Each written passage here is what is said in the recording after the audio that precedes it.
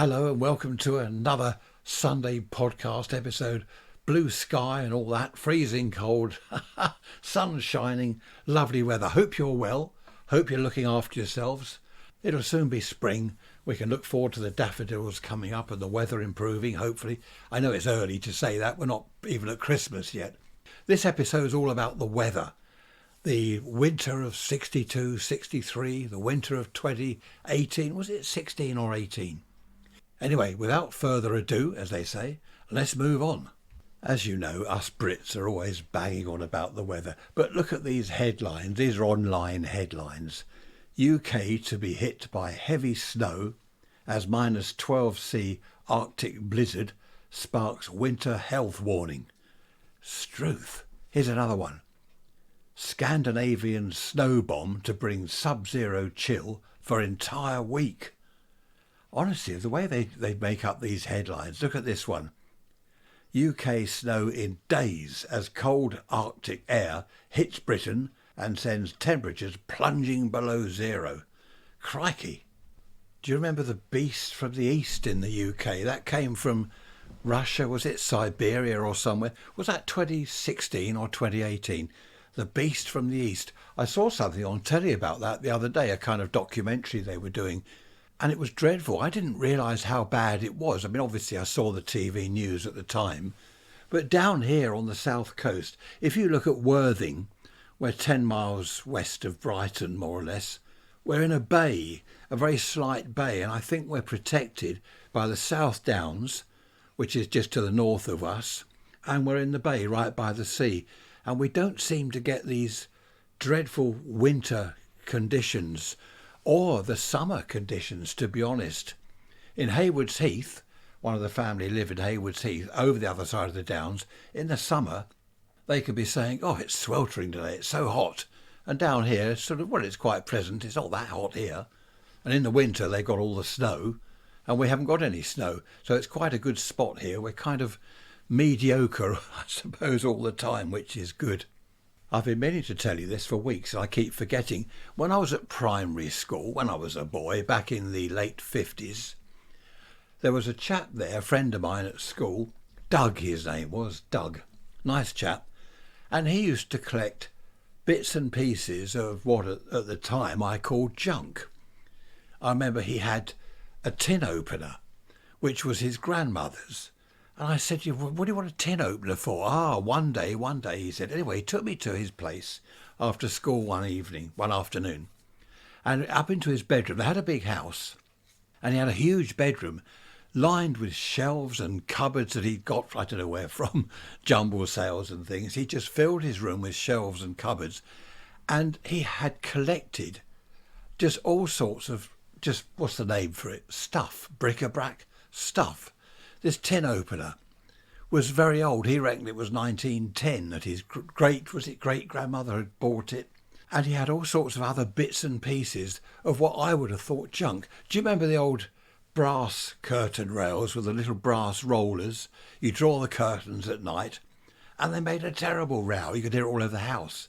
The little metal rollers on the metal rail, opening or closing the curtains, made a right row. And he had a box full of these little roller things and a length of brass, I think it was brass curtain rail.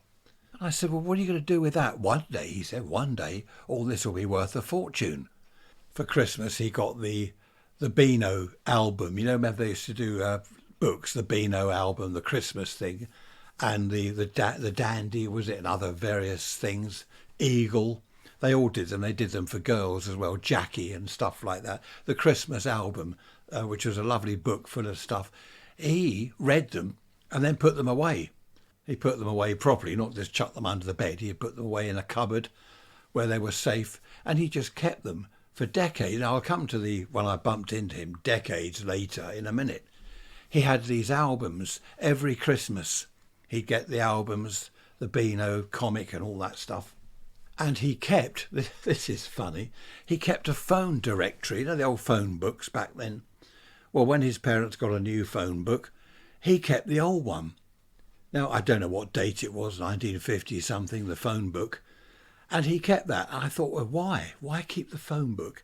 And as he said, in sort of years and years to come, people will say, wow, you've got a 1950-something telephone directory, and you'd look through it, it'd be fantastic. All this stuff he kept. I always thought that he was going to open a museum one day because he had so much stuff, little things that you wouldn't think of collecting. Okay, you'd think of collecting Matchbox cars, the dinky cars, look after those, and they'll be worth a lot of money one day, especially if you have a whole collection of them. But he kept daft stuff, or what I thought was daft stuff anyway. One example, I had a Timex watch. Do you remember the adverts? Ticker, ticker, ticker, Timex.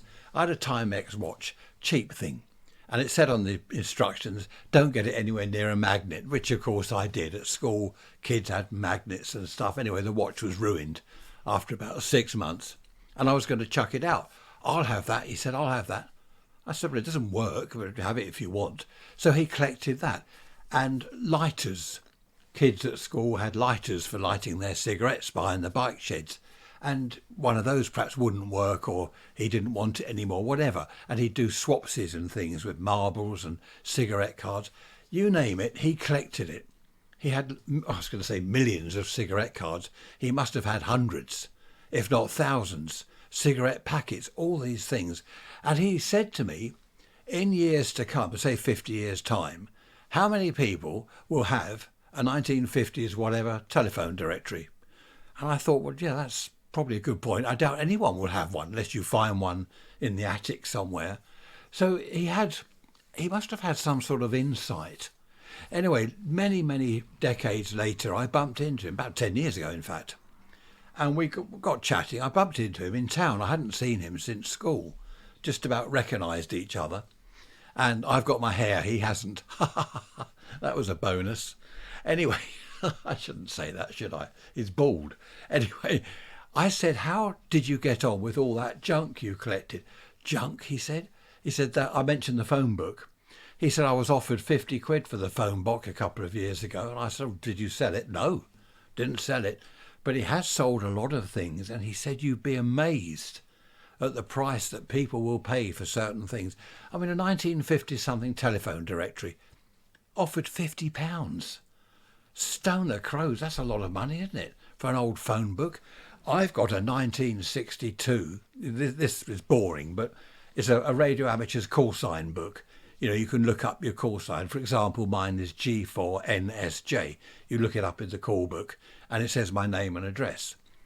I've got a 1962 copy of that, and it's interesting looking through it. So, as I say, he had this sort of insight when he was a kid and just collected stuff. And I said, well, where is it all now? Some of it he has sold and made a lot of money, he reckons. He said the majority of it he has still got. He's lives in a big house somewhere, and he's got an entire attic room which he calls his museum. I'd like to have a look at that one day. I should have said that to him. So he's still got most of it, but he has sold quite a bit of it. It's incredible, isn't it?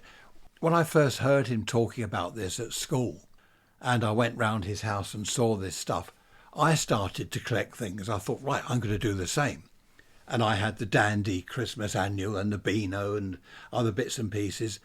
But over the years, I don't know where they've gone. I don't know. They've disappeared. I read both annuals, then put them away nicely like he did. And I don't know where they are.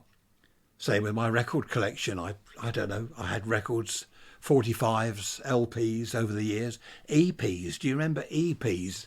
Extended play. Size of a 45 record, but 2 records on each side. 2 songs, tracks or whatever on each side. So you've got 4 in one. I remember I had one of those on was it the Columbia label? Cliff Richard of all things. Unchained Melody, Constantly, and something else, another 2 records on this EP, which was interesting. I should have kept that. Put that on eBay and I'd probably get 20 quid for it. His dad was a doctor or something, worked at the hospital. But I remember he had these old medical instruments, the hypodermic needle injector things. They were like chromium metal with the glass tube and 2 rings for your fingers, then the plunger and the big fat needle on one end. They're scary looking things. And he had got those. I think his dad hadn't nicked them from the hospital. They were very old. They weren't like modern 1950s stuff. They were going back, I don't know, 20s, 30s, that his dad had collected. Being a doctor, he collected stuff over the years, and so given them all to his son. And he said that he'd still got that lot, because I mentioned that. I said, have you still got those dreadful looking torture type instruments? And he said, oh yes, I've got all that. That must be worth a lot. I wanted a hospital trolley a few months back in the summer. I've got a big transmitter and I wanted somewhere to put it. It's a heavy thing, and I wanted something strong to put it on to wheel it about. Well, I don't want a wooden tea trolley, it would just break. And I was looking at hospital trolleys, you know, with the big caster wheels, 2 glass shelves. I thought there's bound to be a load of those around, cheap. Take the glass shelves off, put wooden shelves on it. That'll take the weight of the transmitter, and underneath power supplies and stuff, and I can wheel it about. They are a ridiculous price. You look up antique hospital trolley, the type they used to wheel by the bed, you know, they'd have your medicines on it and stuff. They cost a fortune. So all these medical instruments that he had, or still has, they must be, I don't know what they'd be worth now, but highly collectible stuff. So it's amazing, isn't it? I thought he was an idiot at first when I was at school. I thought, who wants to collect an old tin opener from 1910 or something? Who on earth wants that? But of course, these days, that's what is well over 100 years old, isn't it? I can't remember all the other stuff. He had a load of clothes. He kept some clothes that his grandmother or great-grandmother had. And he told me that he sold all the clothes to some antique clothes shop, was it, or whatever it was. And he said they gave him a few £100 just for these old clothes that he'd got for nothing. I don't know. I won't bore you with that anymore, but he also, very good idea, collected newspapers. His dad would get the newspaper or whatever every day, read it. And when there was something interesting, like a front page headline, I don't know, floods or whatever, he would keep that paper. And I believe he sold a huge pile of newspapers to someone for hundreds of pounds. Anyway, let's move on from that. I've just counted 4 leaves on the cherry tree. I thought there weren't any. The other day when I looked, it must have been dark, because as you know, I'm often in here in the dark. I woke up this morning at 3:30. Thought, well, that's a good time to wake up. I won't have breakfast just yet. 3:30. I don't know. Thanks for all your emails about feeding the foxes. I got some cheap dog food. Several of you, hundreds, thousands of you have said, don't give the foxes cheap dog food. It's bad for them. They need proper raw meat. Well, I thought, from what I've read online, it's got to be true. I read it online. I thought that, I gathered from that, foxes eat anything, you know, from dead rats to live pigeons to whatever. They eat anything, absolutely anything. But apparently this dog food isn't the right stuff to give them. But that's not a problem, because I've discovered who's been eating it. Seagulls. Very early morning, seagulls on the shed roof, pigging the dog food and chucking the plastic bowl on the ground across the garden. They just throw it across the garden. I saw them this morning. So I'm going to have to get some raw meat. Now, that's not so easy. In the old days, you could go round to your local butcher and say, have you got any old, whatever, what do they used to call it, bits of offal? No, that's not offal, they don't want that, do they? Well, I suppose foxes would. They eat anything. But I'm sure I could go round to a local butcher and say, have you got anything I can feed the foxes? They're bound to have something dreadful lurking out the back, covered in flies. Oh dear. Anyway, that's the end of the fox story for a while, until I work out exactly what I'm going to do with them, food-wise, that is. Nice to hear from you, Ray, about rusty cars. Yes, cars did rust a lot back then, and as Ray said, a lot of it was, you get under I remember this, under the wheel arch, mud, you drive through the rain and there's mud and stuff. It all gathers under the wheel arch, and that acts like a sponge, so it's constantly wet, and you get rust under the wheel arch. Of course, what they do these days is put bits of plastic under there, don't they? And under the whole bottom of the car, as Ray says, like a plastic tray. Back in the 50s, 60s, there was a Vauxhall Cresta, big old Vauxhall Cresta. They were lovely cars, but they were known the world over, well, UK over anyway, for rusting. The Vauxhall Cresta rust bucket. They just rusted to bits. A lot of the cars did then. Rust was a major problem. And also, as Ray pointed out, these seams where they weld, the body together, two sheets of metal, they weld the seams together. There would be sort of water or damp ingress there, and that would rust. The Mini, do you remember the old Minis in the 60s? Their seams were outside, weren't they? Where the two panels, for example, where the roof meets, whatever, the seam was outside, not inside. So you didn't have a groove outside. You had this sticking out bit, which was quite a good idea, actually. I believe it was cheaper and easier to do it that way. And it didn't look too bad. It was, well, quite iconic, wasn't it, with the old Mini. The Mini, I used to have a Mini. Oh, when was that? I can't think. 70s, late 70s I had a Mini. I didn't like it because I can't fit in small cars properly. It wasn't too bad. It wasn't like some of the, what is it, the smart car these days. I've never tried to fit into a smart car, but I'm sure I couldn't. There again, I might be pleasantly surprised. Sister-in-law had a Fiat 500 and she took us over to Shoreham. And I was saying to Trish, I'm not going to fit in that. No way am I going to fit in that little tin box. I did. I had to go in the front. Trish went in the back. In the front, next to sister-in-law, loads of leg room, loads of headroom. It was really pleasant. So, yes, I had to eat my words, as they say. But the little Mini that I had, it wasn't too bad. It was just very low down. I don't like cars that are very low down because I have to sort of sit on the pavement and then slide in. What was it one of the son-in-laws had? Was it a Mazda MX something? That Trish had it for a week or two for whatever reason. I couldn't get in the thing. I did once. I had to literally sit on the pavement and then sort of slide in. I can't do all that. Struth, what with my back and my knee, oh dear. Listen to me. Lovely little car to drive, she said. She loved it. It probably was if you could get in the damn thing, which I couldn't. My son from North Carolina spent over 6 hours with us here yesterday, and we were chatting about cars. And I said to him, I don't like any of these modern cars. They're all rubbish. And he said, what would you like? So I said, I'd like an old American car. You know, the 60s, not the 50s. That's going back a bit too early. 60s. 60s coming up to the 70s. V12. Left-hand drive, obviously, bench seat, huge bench seat, and the automatic little stick thing on the column, not that big clunking thing on the floor. He said, well, come over to America. He said, you can pick those up quite cheap. Oh, I suppose there must be loads of them around, mustn't there? I think I told you we started watching Columbo, and I love Columbo, Peter Falk, brilliant. But I also love seeing the cars there. The streets and the buildings and the cars back in his day. Fantastic, big old cars. Oh, lovely. Anyway, couldn't afford the petrol. Imagine a V12. what sort of 8-litre engine or something daft in Britain. I mean, it would cost you, I don't know, you'd have to stop at every petrol station, and they're few and far between these days. You'd have to pay 100 quid at every garage. 100 quid's worth, please. Right, next garage. 100 quid's worth. And as for your carbon footprint, I don't know. But they were beautiful cars. I went to America in 1975, California, had a ride in one or two. Oh, fantastic. Absolutely fantastic. Anyway, won't go on about American cars because you'll get bored.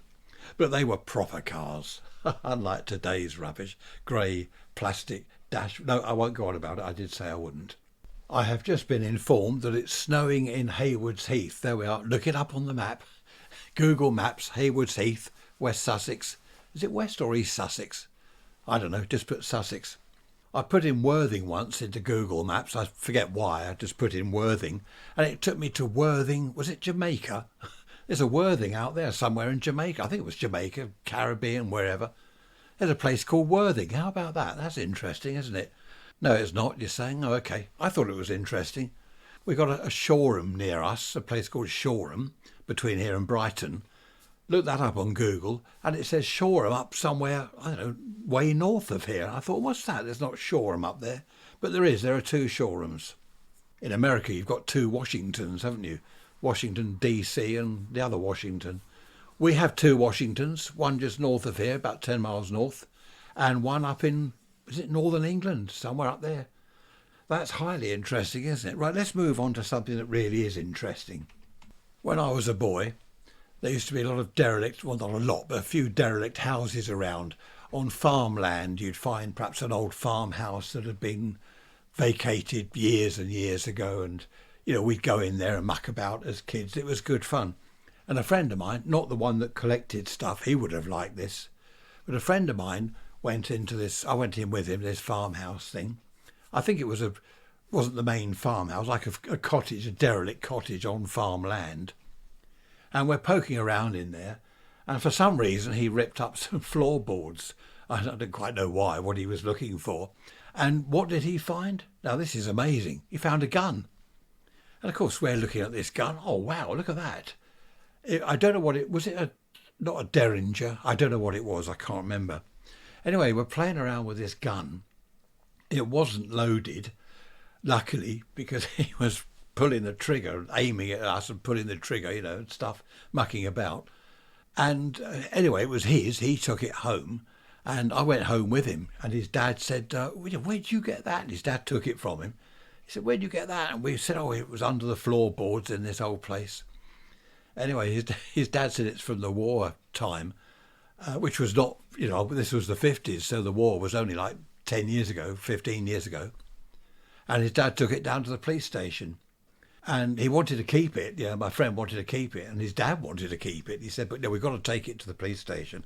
Anyway, I don't know what happened to that. Didn't people come back from the war? I remember someone's grandfather showing me, a friend at school, grandfather showing me a gun that he got in the war.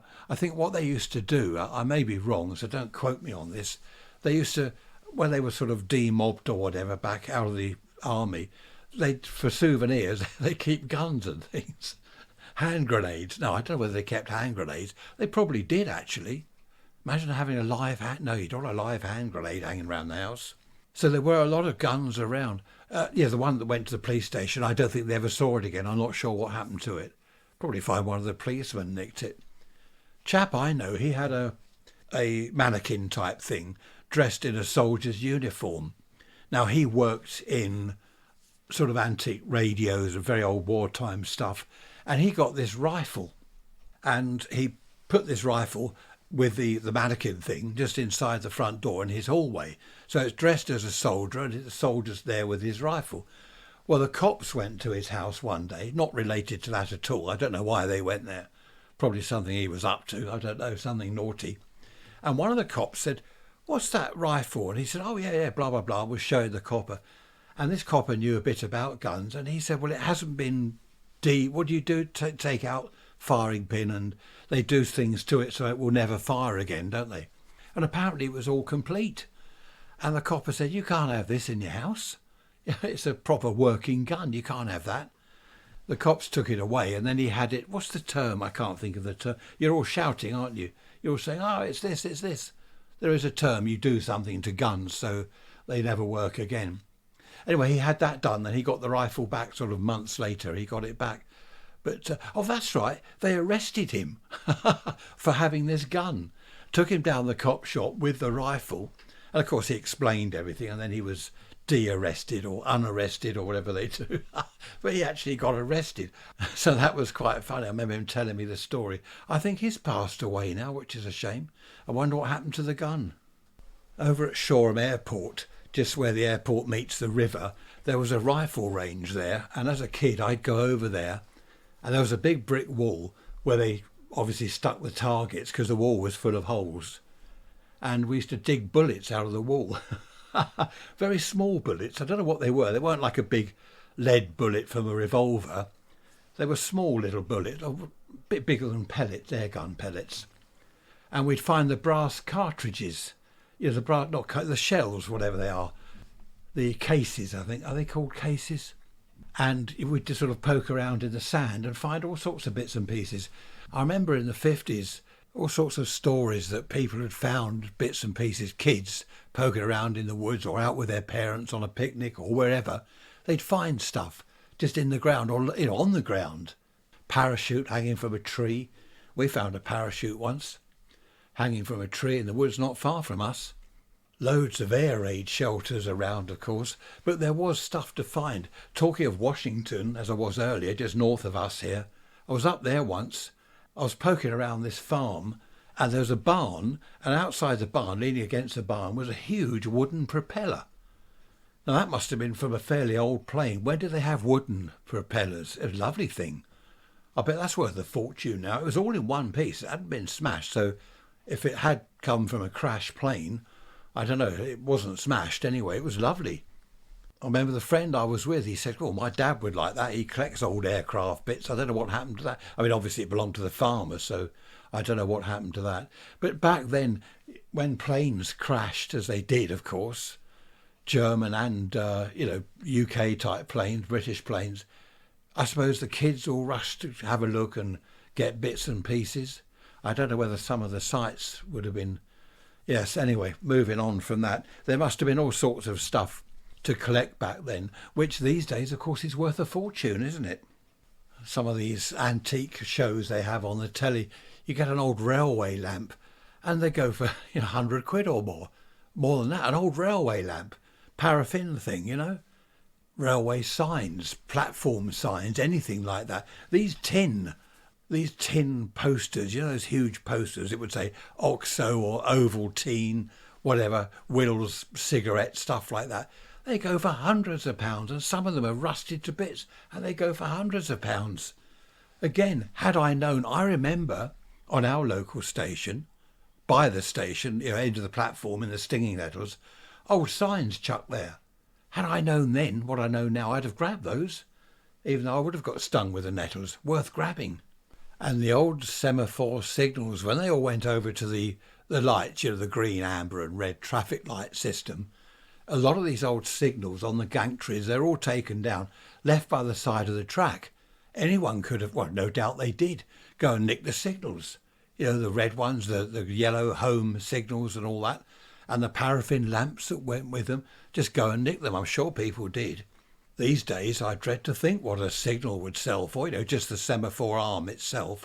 Probably go for a fortune. Just going back to my son, he's been in America now, living there for 7 years. That's only 7 years ago when he lived here.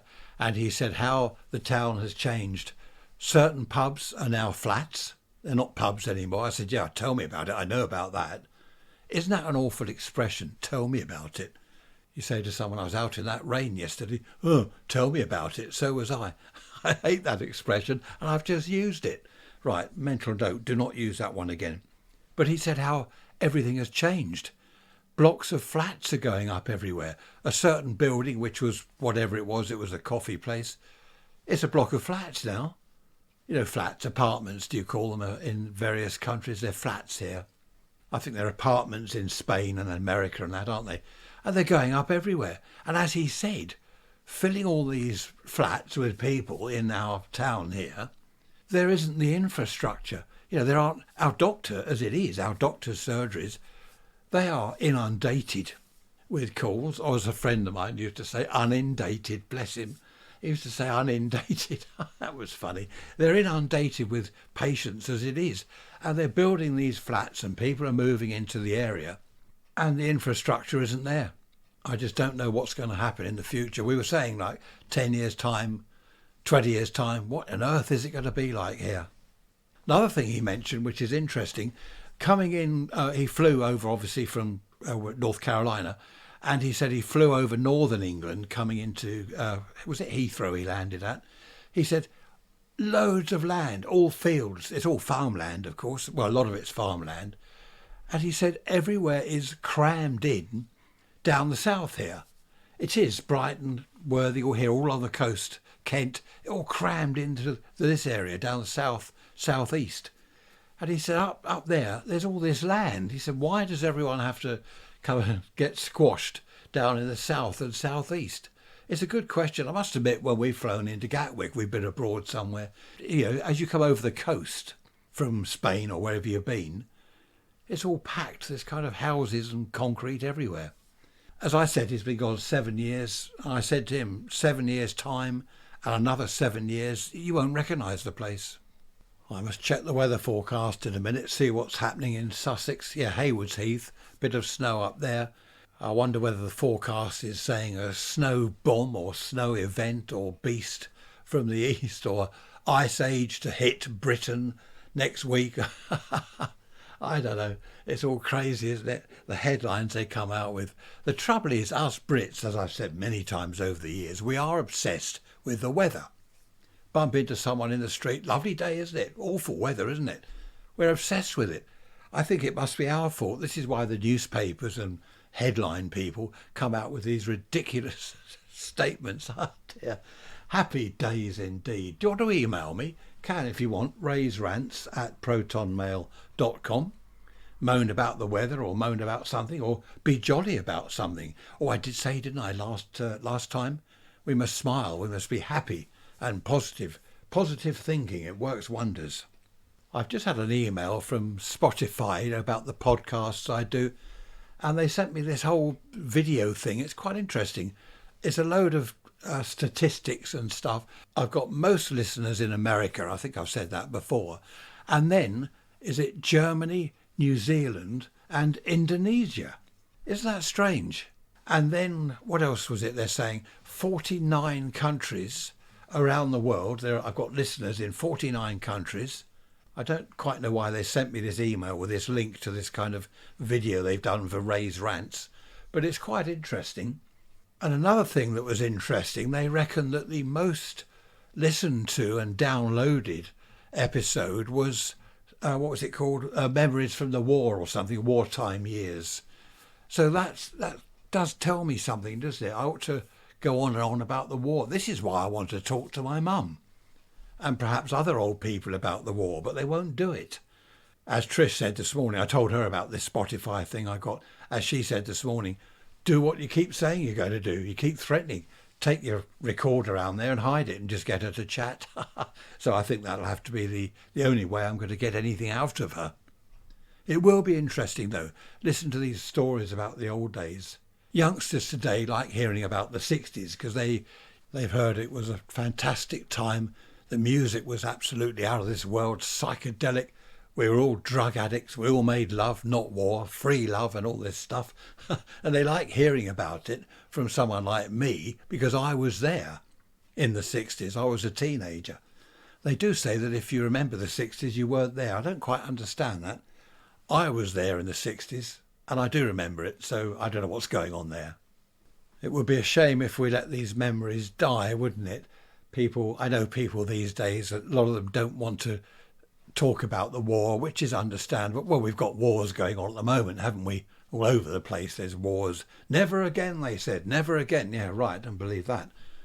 But it would be a shame to let the memories die, wouldn't it? What was it we were talking about the other week? Was it genetic memory? Was it? Yes, do you remember that? Genetic memory. I've mentioned that to a few people since, and people are very interested. You are bald, perhaps. I'm not. I've got loads of hair. I keep telling people I've got loads of hair because I'm pleased with that. A lot of friends of mine, they're bald. I've still got my hair. But that's generic, isn't it? Hereditary or whatever. You know, you've got a funny left eye and your dad had a funny left eye and so did his dad. So you've got a funny left eye. But the genetic memory is where memories are passed on, not just say baldness, memories are passed down the line. That is interesting. I've been meaning to look into that a little bit more. My son said yesterday, I said, I haven't got time for this and that. He said, well, you're retired. You must have time for things. He said, that's the trouble these days. People say, oh, I haven't got time. And he's right. And I don't know whether it's an excuse or what it is. But as he said, if it's for important things, make time, which is true, isn't it? I said, well, I suppose I could have time if I didn't perhaps spend so much time doing the garden. I like doing the garden in the summer. It's a bit of a hobby. And he said, well, the garden's going to be all right. You know, leave the garden for a while and get on with whatever else it was. I forget what he suggested I do now. He told me to lose weight, which I thought funny. I am losing weight. Guess what? I've lost £1 since yesterday. There we are. I'm £1 down. If I can lose £1 a day, I'll be laughing. All the way to the bank. Just going back to the available land and the houses and stuff in Briton. As he said, in America, it is such a big place. I mean, you can fit the entire UK, can't you, in the state of Texas. You can kind of lose the UK in Texas here. And I saw a thing on the other day on the telly. They had a map of Africa with the UK in the middle of it. And it was like a little spot. You could barely see the UK in this huge African continent. So we are such a tiny island. He was talking about the roads here, and he was saying everything's so small, smaller than he remembers it, which is strange, isn't it? How that works, smaller than he remembers it. He said our house, it's like a little box. We live in a box. But it's true. I mean, his house is massive. It's like a mansion. If his house was here, it would be called a mansion. All interesting stuff when you've got land. Look at the size of Spain. Look at the size of France. When you fly over France and Spain, as I've done in the past, you look from the aircraft, okay, you're 33,000 feet up. If it's not cloudy, all you can see is miles and miles of land over France. Absolutely amazing the amount of land the French have got. I don't know what they do with it. Is it all farmland or what is it? Then you get the odd building here and there, don't you? You get a sort of farmhouse that's derelict all over the place. I've often wondered what that's all about. Why they got, well, not why they've got all this land, obviously they just have, but what it's all for, what they're doing with it, and what all these derelict buildings are. You see, that's something else I haven't got time to do. I can't look up the French history, can I? I haven't got time. Just a couple more things my son mentioned. He said here in Britain, you go to a supermarket and you can get just about everything you want, from spices to bread, milk, cheese, the whole lot in one supermarket. Where he is in North Carolina, he's just called me actually, he's on the plane. It's Friday now, by the way. Where he is, you have to go to various places. You go to one, is it Walmart or whatever, for some certain things. Then you have to go somewhere else for other bits and pieces. Bread somewhere else. So that's interesting, isn't it? I would like to find out more about that. But he hasn't, here we go. He hasn't got time to make an MP3 little recording, so that's a shame. It's now Friday morning. No, it's not, lunchtime. And this morning, -4 centigrade, which is 24.8 Fahrenheit. Stone the crows, it's cold. -4. It's now 2 degrees. And it is, actually it's 1:15 in the afternoon. 35 Fahrenheit. 2 degrees C. I mean, that is cold, isn't it? They've been on and on again about, what was it I read this morning? A 600-mile line, I think they mean across the country or something, I don't know, of ice. And there are weather warnings everywhere. Apparently tonight they were talking about -10 centigrade. I don't know what that is in Fahrenheit. Probably about 5 degrees. What's in Fahrenheit? What's freezing? 32, isn't it? So I don't know, -10 C anyway. But I think they're talking about Northern England, Northern Ireland and Scotland rather than down here in the south. But it was very, very cold last night. And the maximum today, they reckon, is going to be 3. Well, it's only 2 at the moment. As I say, 1:15 in the afternoon. The winter of 1962-63, I was 11 years old. And they made documentaries about it. It was that bad. It was a horrendous winter. If you don't like snow, that is. For the kids, it was great. But having said that, I remember as a kid, initially the first week or two of snow, this is fantastic. Snowmen everywhere. People were building them in the back garden and the front garden. Snowmen everywhere. Kids everywhere having fun. After a couple of weeks, it's all boring. We don't want the snow anymore. I was 11 years old. I'd had enough. As I say, initially it was, yay, we got snow. But after 2 weeks of it, and then it went on. I think it went, how long did we have snow for? 8 weeks? 10 weeks? It went on into February. Did it go into March? I can't remember now. That was horrendous. The country did literally grind to a halt. There were no trains. I saw a documentary the other day about the winter of 2018. I don't remember that much here. And there were people, they were stuck on a train, which, okay, some were saying, well, the train shouldn't have run. Well, if they hadn't run the train, then people would say, well, why aren't they running the train? It's only a bit of snow. So they did run the train. Then people are saying, why did they run the train when there's snow? So you can't win. But people were moaning, this just isn't good enough. It's not good enough. The interviewer chap was saying, well, it's sort of snowing. What can we do about it? Well, I don't know, but it's not good enough. Who can they complain to? Go and complain to God or someone. He's in charge of the weather. It was, I don't know, it's funny, these people moaning. But the winter of 62, 63, that just did go on and on and on.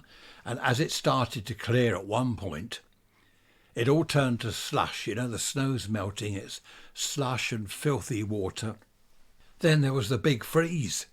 The whole lot froze. And of course, that was even worse because then you've got really big, sharp lumps of ice. Where it was slush, it's now solid ice. And that was awful. We're lucky here, as I said, down on the coast where we are. Even in 62, 63, that winter, it was horrendous here. So obviously, if it was that bad here, it was dreadful up north. There were places, I think, cut off in villages and that, cut off for weeks on end. And of course, the worst thing is no electricity.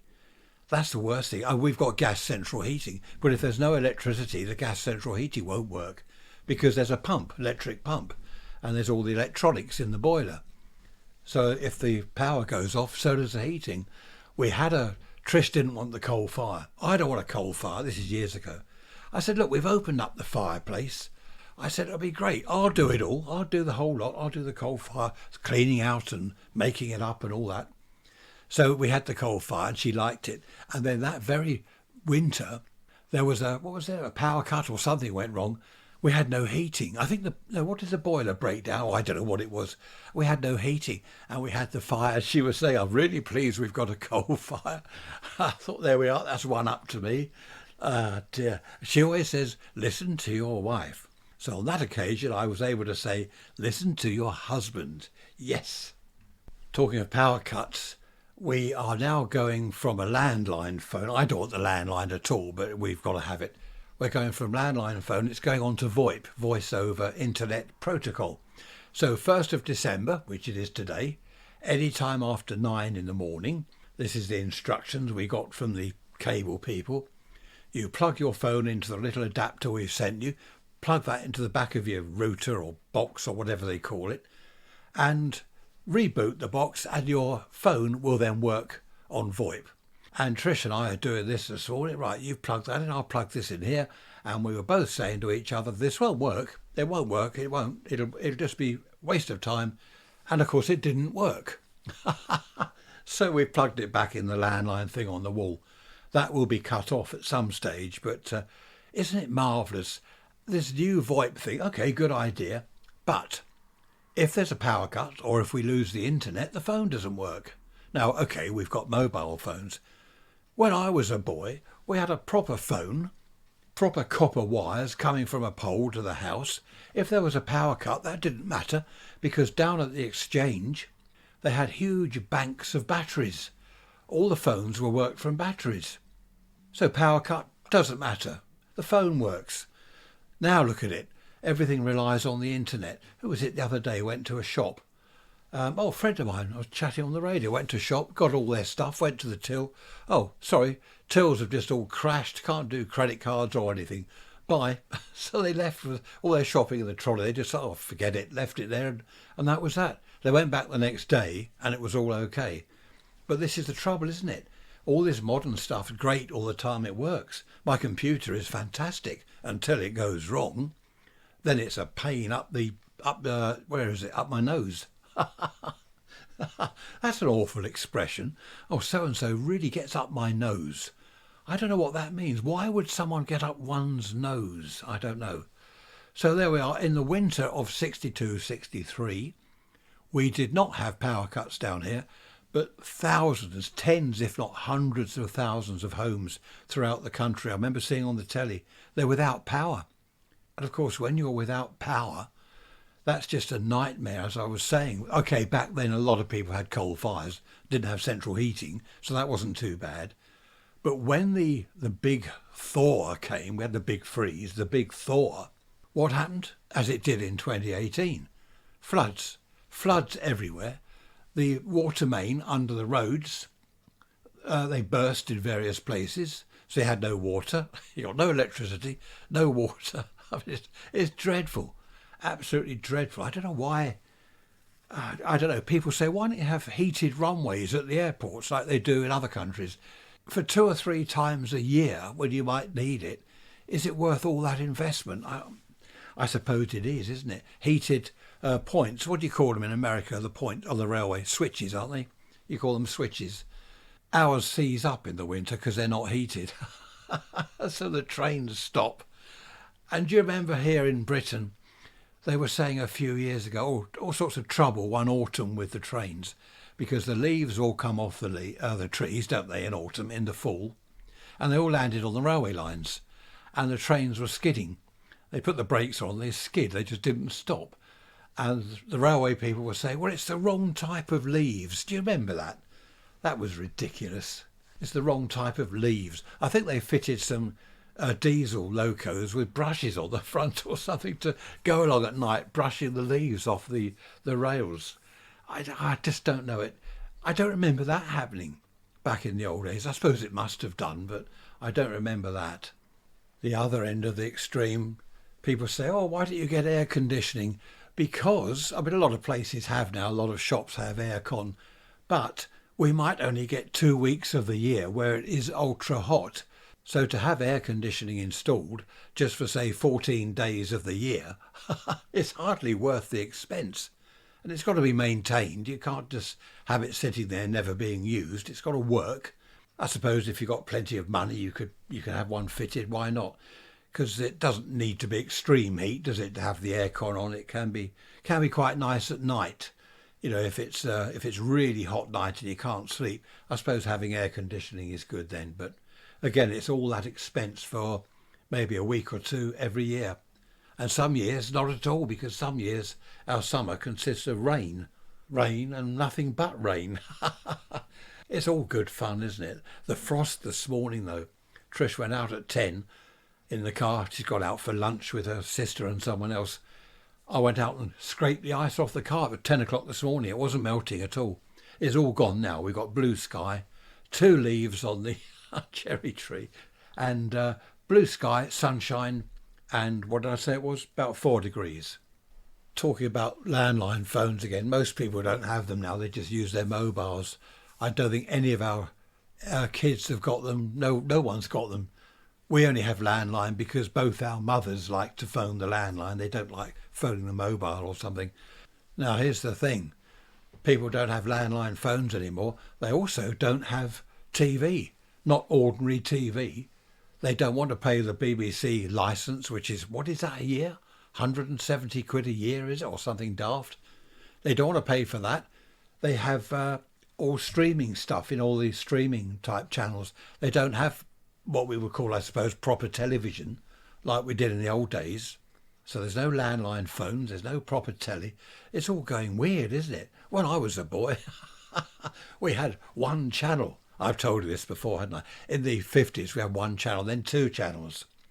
Then in the 60s, 3, and then 4 channels. 4 to choose from, and they were all rubbish.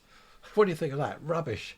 Ah, dear, it's all rubbish. We sometimes flick through the channels, and it is a total waste of time. Did I tell you that joke someone sent me? Oh, if you want to know what's on this Christmas, I've got a 1982 copy of the Radio Times, because it's all going to be repeats. We've got Netflix and Prime, and I don't know what we've got. Trish deals with all that. I can't be bothered with it all. And of course, no one listens to the radio anymore. They just don't listen to the ordinary, or very few people listen to the radio. It's all streaming stuff again, isn't it? Or perhaps internet radio, which isn't really proper radio, is it? It's just over the internet again. And if the internet goes down, you've lost your radio. Which happened to Trish. Was it, she likes this quiz in the morning, Ken Bruce on Greatest Hits Radio. She listens to that. 10:30 in the morning. She loves doing the music quiz. She called up, has the internet gone off? Our radio's dead. I said, yeah, we've got no internet. So we had to drag out I've got loads of radios, one of my radios, and get it on FM so she could hear it on FM. So that worked. You see, this is it. It doesn't work again. If the internet goes down, you can't do anything. You're banking, you're shopping, phoning people, listening to Ken Bruce on Greatest Hits Radio. Anyway, there we are. That's progress, you see. That's progress. It's good, isn't it? And just while I'm on the subject of progress, I tried to get it on DAB first of all. I've got a DAB radio here. I tried to get it on there, found Greatest Hits Radio, service unavailable. And of course the quiz had started. I'm thinking, well, this is a waste of time. DAB rubbish. That's when I grabbed the FM radio from the shelf, tuned into it. Yeah, perfect, that worked. I don't know, DAB, streaming, and goodness knows what else. All you want to do is listen to the damn radio, and you can't. Happy days. I can understand why so many older people want to go back to the old days. You could lift the bonnet, the hood, if you're in America, on your car there, lift the bonnet up, tinker about with the engine. You lift up the hood, the bonnet these days, it's just plastic boxes. You can't do anything. You can't touch anything. Everything is so complicated. It's great when it's working, as I said about the computer. All the time it's working, it's lovely. When it goes wrong, that's it, you're totally lost. And of course we've come to rely so heavily, haven't we, on the internet and our mobile phones and all these apps and goodness knows what.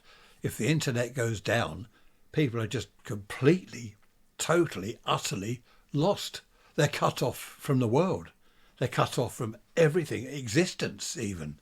So again, it's all right all the time the internet's working, but when it isn't, it's just a disaster. And if you're streaming Coronation Street on the telly or EastEnders, well, that's the end of the world, isn't it? If you can't watch your soaps, that's it. Life as we know it doesn't exist anymore. Who would have thought that in 2023, coming up to 2024, who would have thought decades ago that in the future, where we are now, we rely so heavily on something that can break down so easily and we're completely lost. We don't have phones or anything. If someone had said that back in the 60s, 70s, 80s, people wouldn't have believed it. They would have said, well, surely everything will be 100% reliable. In the old days, the tellies used to break down, didn't they? I know that. I was a TV engineer. I was the one repairing them all the time. All day, every day, I spent at work mending tellies. And of course, when the transmitter went off or they had trouble at the TV station itself, they'd put up that notice, wouldn't they? Please do not adjust your set. There is a fault. We're working on it. And if it was going to take a while, they'd put on some interlude thing. They'd have some music and stuff while they're sorting out what on earth's gone wrong with in the TV studio or wherever it was. Engineers rushing around, cigarettes hanging out of their mouths, no doubt. And then it would come back on again. You missed half your programme, but it didn't matter then. I often wonder where it will all go. I was talking to my son the other day about this. Where will it all end? Well, it won't end, I suppose, but where is this taking us? 10 years from now, 20 years from now, what will it be like? There's all this AI stuff, isn't there? Imagine AI, if you talked about that back in the 50s. There's going to be this artificial intelligence thing. People would have been scared about robots. Well, they are now. People are saying robots are going to take over the world. Perhaps they'll make a better job of it. That's a thought, isn't it? Perhaps they'll clean it all up. We've got sewage in the sea. Have you got that where you live in your country? We've got sewage all being pumped out into the sea, raw sewage here, and our rivers. The fish are all dying. 2023, coming up to 24, and our rivers are polluted with raw sewage. If you said that to someone back in the old days, they would have said you're joking. By then they'd have proper systems. It would all be 100% clean. They wouldn't pump it into the sea and rivers. Wrong. They do it every day. And had you said to someone in the 50s, in 2023, if there's a hot summer, there's hosepipe bans because run out of water. Run out of water. Or the water's very low, there's hosepipe bans. They would have said, well, surely by 2023, you've got a good water system, like a national grid all over the country. Water reservoirs everywhere. Apparently a new water reservoir hasn't been built in the last 30 years. A new one hasn't been built. And yet they know year in, year out, we're getting shorter and shorter of water because there are more and more people, blah, blah, blah. So what do they do about it? Nothing. Just ban your hosepipe. In the old days, not in my old days, hundreds of years ago, they used to drink beer because it was the only safe thing to drink. And apparently the whole family would drink beer because the water was contaminated. You know, when they eventually piped it to people's homes, lead pipes, so you got lead poisoning, and there's all sorts of other diseases and stuff in it. It was far safer to drink beer. That's why I like beer, you see. I'm just thinking of my health. I'm being health conscious because the water might have bacteria in it. No, I don't think it has these days. Well, not unless you go swimming, then you'll get bacteria. And beer, of course, by the time it's been sorted out, the water that goes to make the beer, by the time it's all turned into beer, it's all sterilised and stuff. It's perfectly clean. So that's why they all drank beer in the old days. I think that's a good excuse, don't you? I know a lot of people, Trish often remind me, because I go on about the old days and the podcast episodes, she says that it wasn't all wonderful and fantastic and beautiful back in the 50s and 60s. There were lots of problems. There was poverty. Well, there's poverty now. But she is right. There were a lot of things that were terrible. And she says that I only look back on the good things. Well, I don't. There were a lot of terrible things back then. A lot of people couldn't have heat. Well, they can't now, though, can they? We've got poverty now. We've got people sleeping on the streets, homeless people.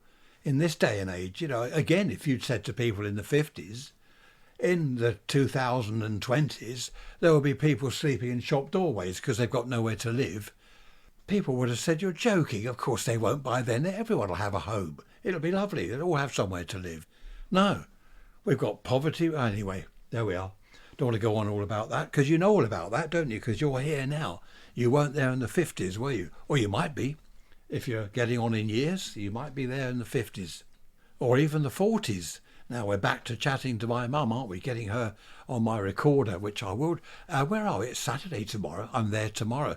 I shall sneak my recorder around there and see what little snippets I can get about her days when she was a child and teenager. Should be interesting. Right, I've bored you enough. Take care. Look after yourselves. I will see you on Wednesday with a midweek message. And I think we've got some very, very cold weather coming along to the UK. So if you're in Britain, wrap up and keep warm and drink beer. It's nice and clean. Take care. Bye-bye for now.